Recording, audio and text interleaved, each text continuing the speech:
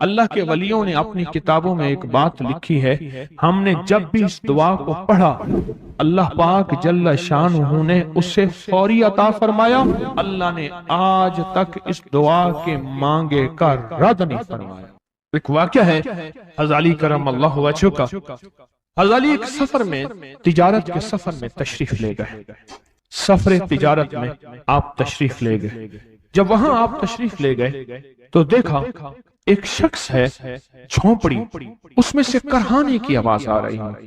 آپ اندر تشریف لے گئے تو صاحب خانہ نے اندر سے آواز دی، جو بھی صاحب آ رہے ہیں اجازت سے آئیں۔ سمجھ گئے اندر مستورات ہیں۔ وہ صاحب باہر تشریف لے آئے تو پوچھا کیا ہوا، کرہانے کی آواز کیا ہے؟ کہا میری بیٹی ہے، جنگل میں لکڑیاں لینے گئی، اس کے اوپر ایک درخت گر گیا کاٹتے کاٹتے، اور اس کی وجہ سے اس کی کمر ٹوٹ گئی ہے، اب یہ بستر پہ پڑی ہے، اب یہ بیچاری تکلیفوں اور دکھوں میں۔ آپ نے فرمایا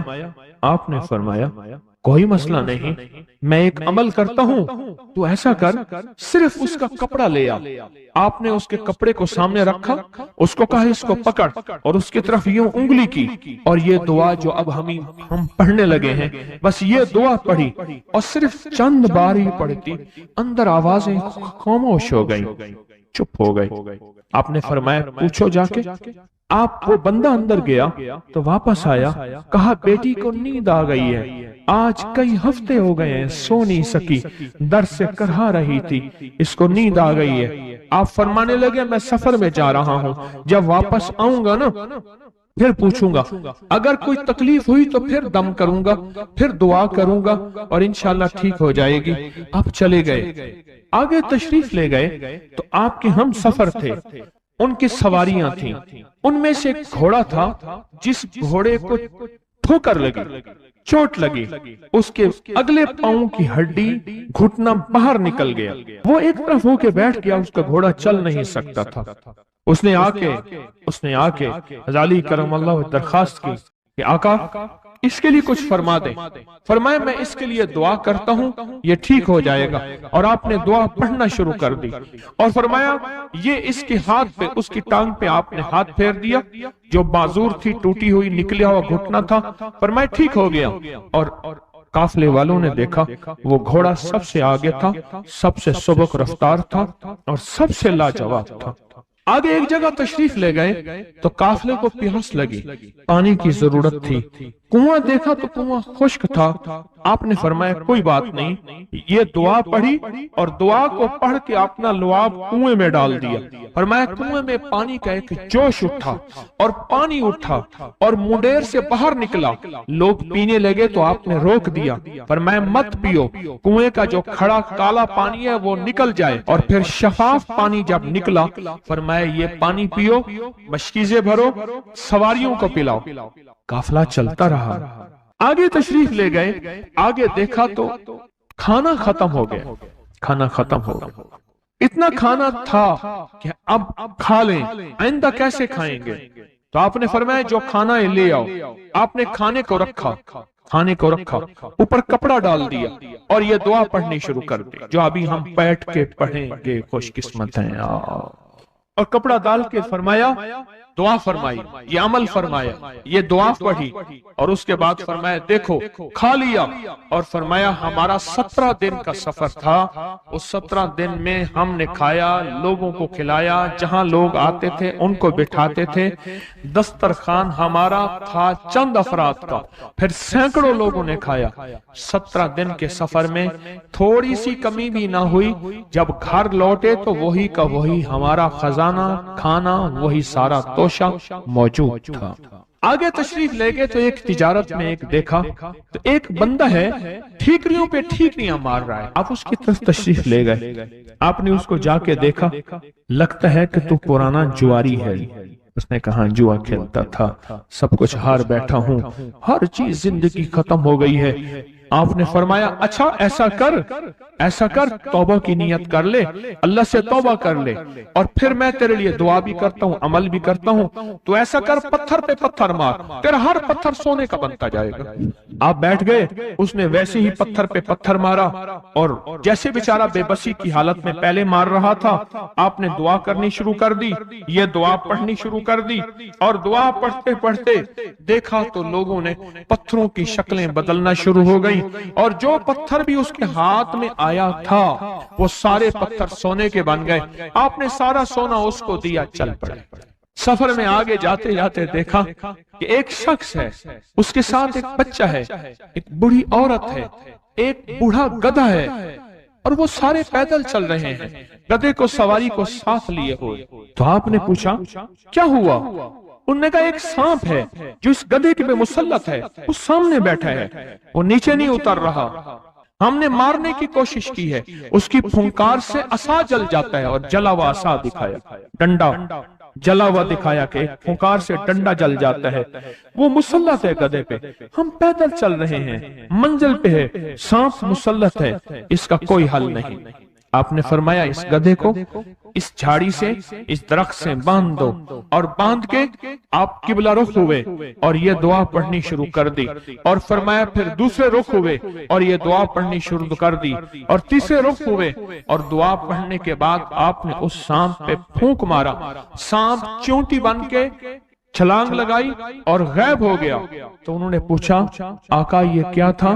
फरमाया ये तुम्हारे ऊपर एक दुश्मन जिन मुसल्लत था जो के तुम्हारी जानों और इज्जतों का लुटेरा था।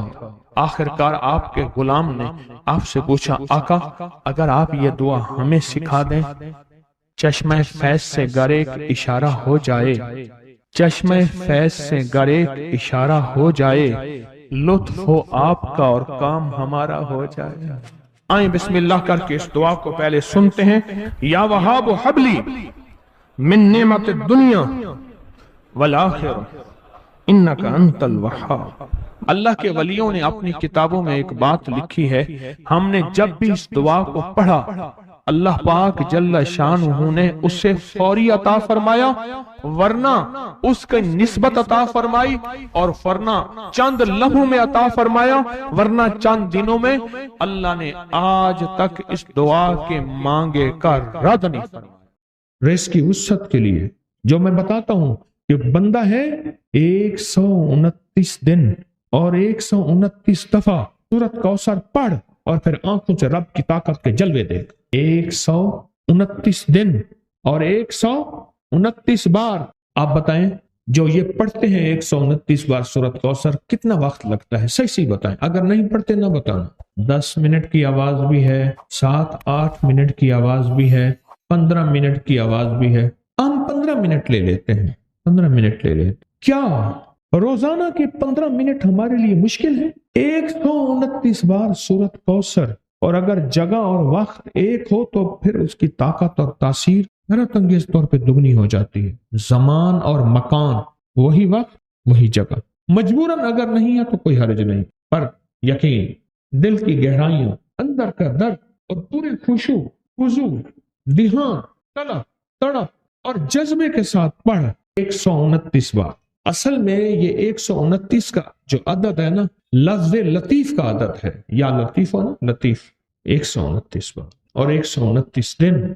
फिर कुदरत के खजाने और रब की रहमत के खजाने, उसकी अता और शफकत के खजाने, उसकी मेहरबानी के खजाने। एक और चीज बताऊं, एक और चीज बताऊं, दीदार मुस्तफा के लिए, कमली वाले के दीदार के लिए सूरत कौसर बहुत बाकमाल है। अब इसके फायदे सुनते जाएं, 129 दफा के फायदे जरा सुनते जाएं, क्योंकि मेरे आका की तसल्लियों के लिए, दिलजोइयों के लिए ये आयत, ये सूरत उतरी थी। कुरान की सबसे छोटी सूरत है। दिलजोइयों के लिए ताने दे दे के जालिमों ने मेरे आका के सीने को छल नहीं किया, और अल्लाह पाक जल्ल शानहू ने फरमाया मेरे हबीब क्यों गमज़दा है, हमने आपको कौसर दे दिए। और मेरे हबीब ये जो ताने देने वाले हैं, आप पे जादू करने वाले हैं, आप पे नजर बद के हमले करने वाले हैं और आपके साथ हसद करने वाले हैं, ये इन नशान आका अबतर, ये तो ऐसे अबतर होंगे, इनकी जिंदगी अबतर होगी, अबतर से अबतर और अबतर होगी کہ بس زمانہ دیکھے گا وہ شماتت الاعداء، اور ان کے دشمن ان پہ ہنسیں گے، ایسے ابتر ہوں گے۔ 129 بار سورۃ کوثر دیدار مصطفیٰ کے لیے، 129 بار سورۃ کوثر جادو کے آخری توڑ کے لیے، 129 بار سورۃ کوثر جادو کو خود پلٹانے کے لیے، پلٹ جاتا ہے۔ 129 بار سورۃ کوثر آفات اور بلیات کو دور کرنے کے لیے، 129 بار سورۃ کوثر انزائٹی، ٹینشن، ڈپریشن اور اسٹریس کے لیے، اور 129 بار سورۃ کوثر پرسکون نیند کے لیے، 129 بار سورۃ کوثر پرسکون زندگی کے لیے، اور 129 بار سورۃ کوثر پھر دنیا حسنہ کے لیے۔ وہ طاقتور چیز ہے جو 7 نسلوں کو کھلاتی بھی ہے، پلاتی بھی ہے، سکون کی نیند سلاتی بھی ہے، اچھا لباس پہناتی بھی ہے، عزتوں کے تاج سر پہ رکھواتی بھی ہے۔ نوری لقمہ اپنی زندگی کی ضرورت بنا لے، پھر کیا ہوگا؟ سورۃ فاتحہ کی آیات 7 ہیں۔ اللہ 7 آسمان اور 7 زمین کی جتنی بھی برکات ہیں، برکات من السماوات والارض، اللہ 7 آسمان اور 7 زمین کی ساری برکات اس کو عطا کر دے گا، اور لوگوں کو پتہ ہی نہیں ہوگا کہ یہ بندہ کتنا مالدار ہے، روحانیت کی طاقت اور روحانیت میں کتنا آگے ہے، کوئی پہچان بھی نہیں سکے گا کہ روحانیت میں یہ بندہ کتنا آگے ہے اور کتنا آگے سے آگے بڑھ گیا ہے، کسی کو علم بھی نہیں ہوگا۔ نوری لقمہ اپنی زندگی کی مجبوری بنا لے، اور نوری لقمہ اپنی زندگی کی ضرورت بنا لے، پھر دیکھیں کمالات۔ کیوں؟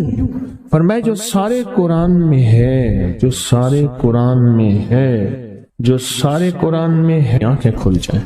یہ سورۃ فاتحہ نماز کھانے کے دوران پڑھنے والا یہ اہل نظر میں ہے، اس کی نظر وسیع ہو جاتی ہے، یہ اہل کشف ہوتے ہیں، ان کی دل کی آنکھیں کھل جاتی ہیں، یہ فرشتوں کو دیکھتے ہیں، یہ انسانوں کے دلوں میں جھانک لیتے ہیں، یہ کائنات کے راز پڑھ لیتے ہیں، کائنات کے راز پڑھ لیتے ہیں۔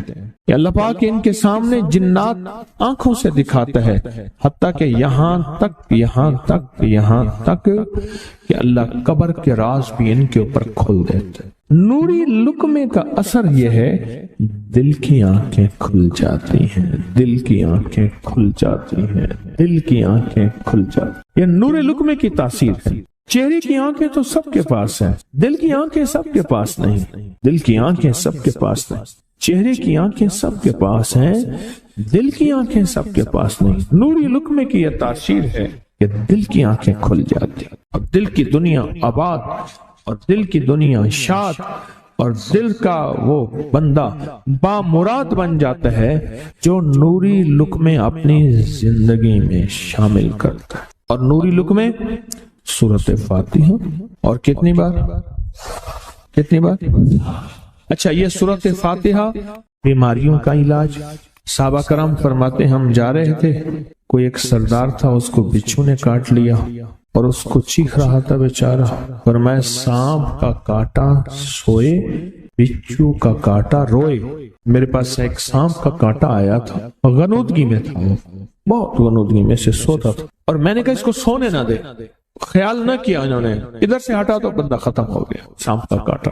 ہمارے ایک والد صاحب رحمۃ اللہ علیہ کے تھے، ملک عبد الرحمن ڈوڈی، وہ لائے تھے، تو کہنے لگے اس بچھو کے کاٹے کا علاج، صحابہ کرام نے 7 بار سورۃ فاتحہ پڑھ کے اس پہ دم کر اور وہ ٹھیک ہو گیا۔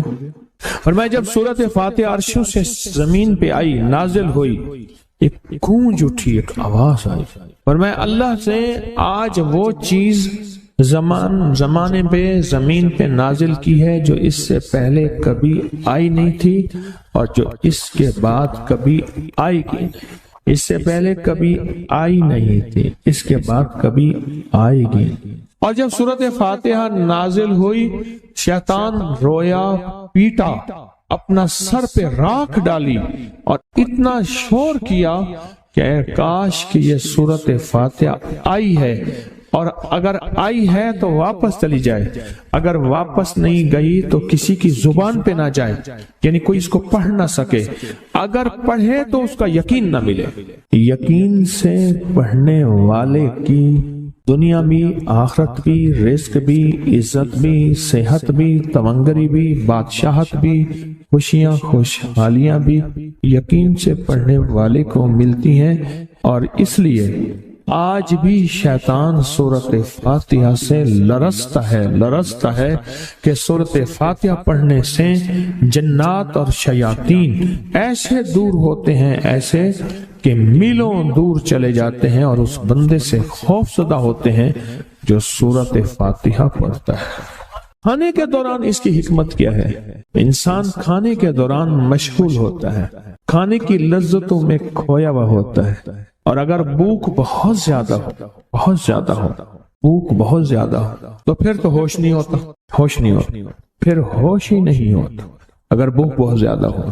اب اسی دوران جس طرح سنیں غور سے، بڑی میں عجیب بات بتا رہا ہوں، حضرت امام جعفر صادق سلام اللہ رضوان اللہ تعالی علیہ مجمعین اللہ کے ولی تھے، ولایت کے تاجدار تھے، سرداروں کے سردار تھے، اولیاء کے سردار تھے۔ میں بازار میں جاتے تھے، جا کے پھر واپس آ جاتے تھے، پھر جاتے کچھ نہیں خریدتے تھے۔ کسی نے پوچھا اب کیوں جاتے ہیں؟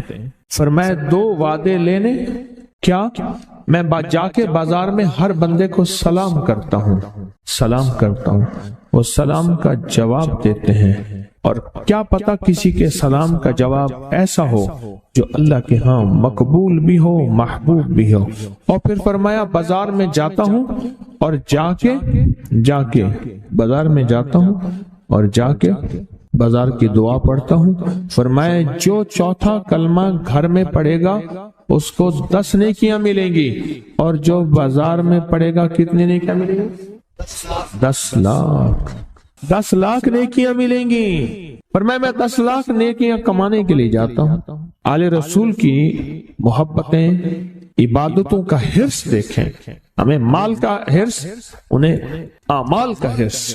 وہی دعا، وہی چوتھا کلمہ گھر میں پڑھیں، 10 نیکی ہیں، بازار میں پڑھیں کیونکہ وہ ہر بندہ مشغول ہے، دنیا میں، مال میں، چیزوں میں، بھاؤ تاؤ میں لگا ہوا ہے، وہی بازار میں پڑھیں تو 10 لاکھ نیکیاں۔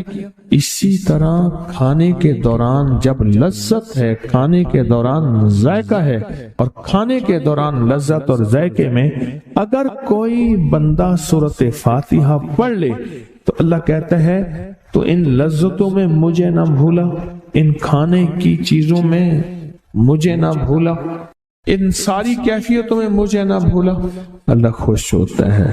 اور پھر اللہ جل شانہ اسے 7 آسمان اور 7 زمین کی برکتیں حوالے کر دیتا ہے، اور جس کے پاس 7 آسمان 7 زمین کی برکتیں ہوں، یہ ساری عبادتیں کھانے کے دوران کوئی معنی نہیں رکھتی، پھر ایسی سمیٹ کے اللہ کائنات کو اسے دے دیتا ہے۔ نوری لقمے کی تلاش کریں، نوری لقمہ زندگی میں لے آئیں، بڑی خوشحال زندگی گزرے گی، بہت لاجواب زندگی گزرے گی۔ 7 دفعہ سورۃ فاتحہ سے قرضے اتر جاتے ہیں، 7 دفعہ سورۃ فاتحہ سے بیٹے مل جاتے ہیں، 7 دفعہ سورۃ فاتحہ سے نعمتیں، اور 7 دفعہ سورۃ فاتحہ وہ طاقتور چیز ہے جو 7 نسلوں کو کھلاتی بھی ہے، پلاتی بھی ہے، سکون کی نیند سلاتی بھی ہے، اچھا لباس پہناتی بھی ہے، عزتوں کے تاج سر پہ رکھواتی بھی ہے۔ کہیں انشاءاللہ۔ اب سوچیں کون سا مشکل عمل، بہت زبردست عمل ہے، 1 منٹ کا کام ہے اور کام بن جاتا ہے۔ اور میں نے اس کی اجازت جتنی مشکل سے لی تھی نا، اس عمل کی بہت مشکل سے اجازت، اور جس دن لی تھی اسی دن فیصلہ کیا تھا انشاءاللہ اسے چھپاؤں گا نہیں، انسانیت مخلوق کو بتاؤں گا۔ اور یہ 7 دفعہ سورۃ فاتحہ جو دل کا مریض ہو مجھ جیسا، اس کا بھی علاج ہے، جسمانی ہو یا روحانی۔ میں نے پچھلی دفعہ کہا نا کہ میں دل کا سخت مریض ہوں اور آج بھی ہوں، دعا کرو موت تک نہ رہوں، اور میں دل کا سخت روحانی مریض ہوں، جسمانی نہیں ہوں۔ میری پچھلی دفعہ کی وجہ سے پوری دنیا میں کوہرام مچا ہوا ہے کہ بابا گیا، جانا تو ہے، جانا تو لازم ہے۔ پچھلی دفعہ میں نے وہ کہہ دیا کہ میں دل کا سخت مریض ہوں، میرے لیے دعا کرو، وہ یہ مریض ہوں، روحانی مریض ہوں، روحانی مریض ہوں۔ تو یہ بیماری جو دل کی بیماری ہے نا، اس کا بھی علاج ہے، روحانی ہے یا جسمانی؟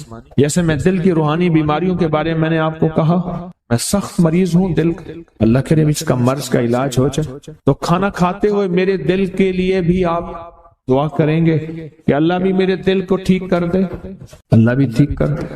آپ مجھے بزرگ سمجھتے رہے ہیں اور اندر سے کام کھوکھلا ہو، یہ دل کی روحانی بیماریوں کا بھی علاج ہے، اور یہ جسم کی اور دل کی جسمانی بیماریوں کا بھی علاج ہے، یہ صحت مندی کا راز ہے۔ سورۃ فاتحہ ہے بابا، سورۃ فاتحہ، سورۃ فاتحہ۔ جو بندہ سورۃ فاتحہ پڑھتا ہے ایک بار، اللہ جل شانہ ان 7 آیات کی تاثیر اور طاقت اسے عطا فرماتے ہیں، اور 7 سمندروں میں جو غذا، رزق، طاقت اور قوت اللہ نے رکھی ہے اس کا حصہ اس بندے کو دیتے ہیں جو صرف ایک بار سورۃ فاتحہ پڑھتا۔ یہ جو وظیفے ہیں کسی درویش کی، یا کوئی درویش نے جس کو اجازت ہے اس کی اجازت صحیح ہو، ہر بندہ اجازت دینا نہ شروع کر دے، اجازت کے پیچھے نسبتیں چاہیے، ان نسبتوں کی طاقت چاہیے۔ وہ جو اجازت ملتی ہے اس اجازت کے اندر جو تاثیر ہوتی ہے، اس میں جو کمال ہوتا ہے، اس میں جو اندر کی کیفیتیں ہوتی ہیں، اس اجازت سے نسلوں میں تونگری، دولت، رزق، عزت، صحت ایسے بارش کی طرح برستی ہے۔ میرے جو مرشد تھے حضرت خواجہ سید محمد عبداللہ حجویری رحمت اللہ علیہ، میرے مرشد جو تھے وہ حضرت داتا صاحب کی سچی آل میں سے تھے۔ مجھے جاتے جاتے انہوں نے اجازت دی 1991 ستمبر میں، اور مدینہ منورہ فرمایا میں جا رہا ہوں، بس اب بقی میں، اور بقی کے اندر جا کے سو گئے۔ اب بھی میں مرشد کے ہاں جاتا ہوں تو جنت البقی کے قبرستان میں ان کی نسبتیں دیکھیں کتنی اونچی ہیں۔ پھر وہ نہیں، 26 بڑی ہستیوں نے مجھے خلافتیں،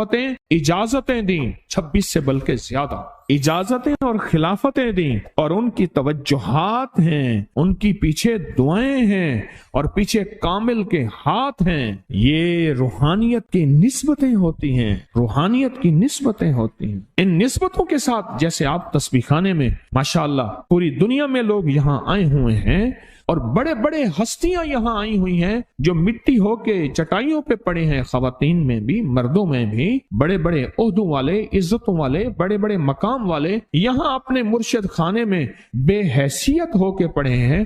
جو بے حیثیت ہو کے آتا ہے اللہ اس کو عزت اور مقام اور حیثیت دے۔ کہنے لگا میں نے نا حمزات کو قابو کرنے کے لیے میں نے ایک عمل کیا۔ عمل یہ تھا کہ ایک بڑا سا تھال لے لیں، جیسے یہ گارے اور مٹی میں تھال ہوتے ہیں، اس کا چراغ بنا لیں، اس میں 10 کلو تیل ڈالیں اور بڑی ساری بتی ہو، ٹھیک، اس کی بتی جلائیں۔ 10 کلو تیل جلنا ہے، یہ سارا کتنا تیل جلنا ہے، اس کی بتی میں، اس کی لو میں دیکھنا ہے، اور پھر بیٹھنا اس انداز سے ہے کہ میرا سایہ ہو، اور پھر میں اپنے سائے کو بھی دیکھوں، لو کو بھی دیکھوں، اور اس کے بعد یہ وظیفہ پڑھنا ہے۔ 40 دن میں یہ 10 کلو تیل جل جاتا ہے، دن رات بیٹھنا ہے اور اس کو پڑھنا ہے۔ 30 دن جب گزرے تھے، 30 دن گزرنے کے بعد اس کو نقشے نظر آنا شروع ہوئے۔ نقشے یہ نظر آنا شروع ہوئے کہ گھر ہے، بچے ہیں، کھیل رہے ہیں، اماں بیٹھی ہے، آپس میں بچے کو لڑ بھی رہے ہیں، کھا بھی رہے ہیں، پی بھی رہے ہیں۔ اس نے ادھر سے توجہ ہٹائی۔ مرشد نے فرمایا تھا کہ دیکھ میری نگرانی میں عمل کر رہا، نقشے نظر آئیں گے، کسی نقشے میں نہ توجہ کرنا نہ خوف کرنا، خوف بھی آئے گا، چیزیں بھی آئیں گے، نہ کرنا،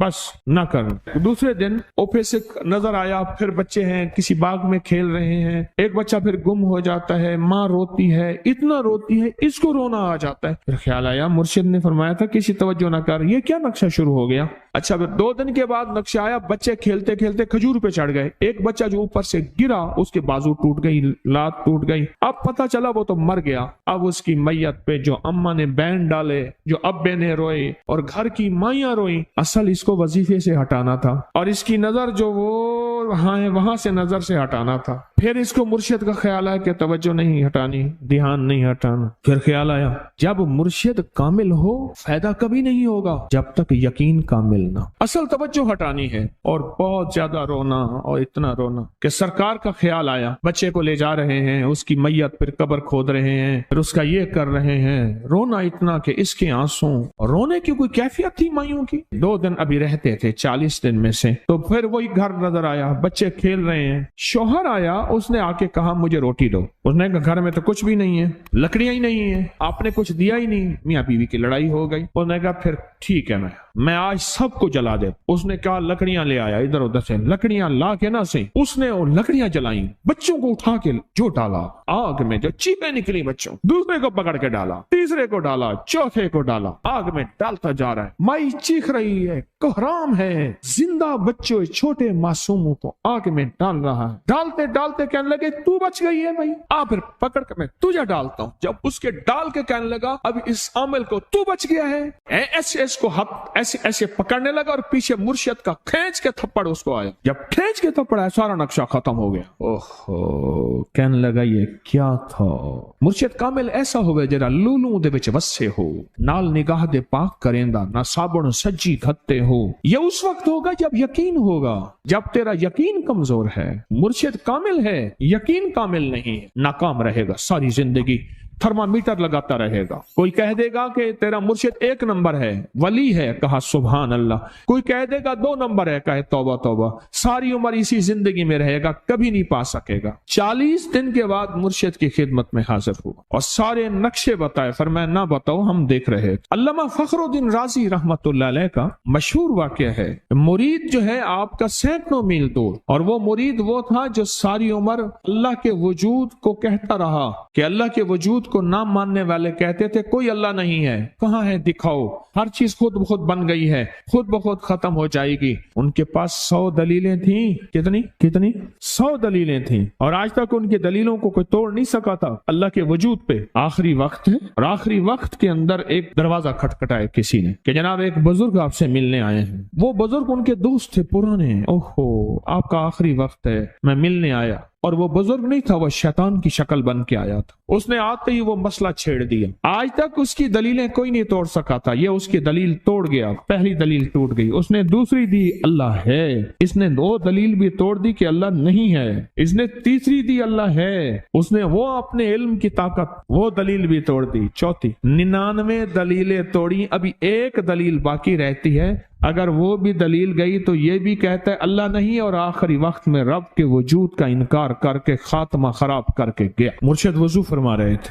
دور کہیں میلوں میلوں دور اللہ نے اپنی طاقت قدرت سے نقشے ہٹائے سامنے سے, اور نقشے ہٹائے کہ تیرا مرید گیا, وہیں سے وضو کا پانی چلو بھر کے نہ زور سے پھینکا, اور کانوں میں آواز آئی کیوں دلیلیں دے رہا ہے, تو نہیں کہتا میں نے اللہ کو بغیر دلیل کے مانا, تو دلیلیں دے رہا ہے. کیوں نہیں کہتا کہ میں رب کو بغیر دلیل کے مان. علامہ رضی اللہ تعالیٰ عنہ امیر المومنین مسجد نبی میں خطبہ دے رہے ہیں. حضرت ساریہ صحابی تھے, وہ اس لشکر کے سپہ سالار تھے.